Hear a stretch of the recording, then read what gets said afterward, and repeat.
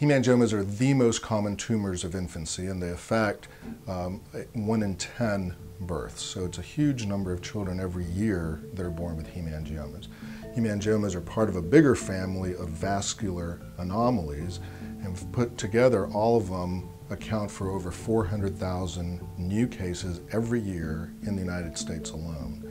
As far as treatment, there are a variety of treatments. There's medical treatment, surgical treatment, lasers, combinations of those. The single most important thing is to get the accurate diagnosis. So once we know exactly what the patient has, then we can outline a treatment plan that will address whatever the issues are.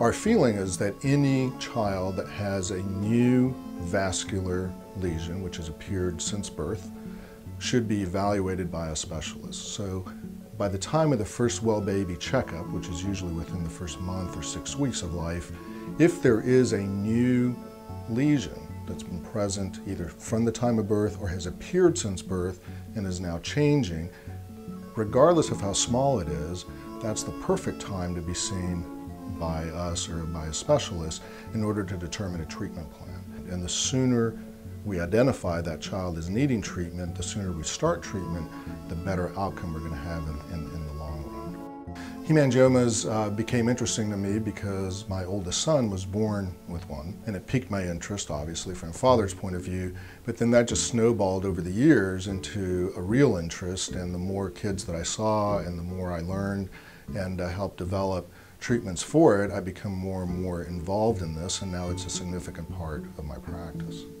I've traveled to other countries, or we've brought children from other countries, or even within the United States, who don't have access to care or who don't have the ability to pay for care, to Charleston for treatment. I started the Hemangioma Treatment Foundation, and that is the pro bono or charitable arm of my practice.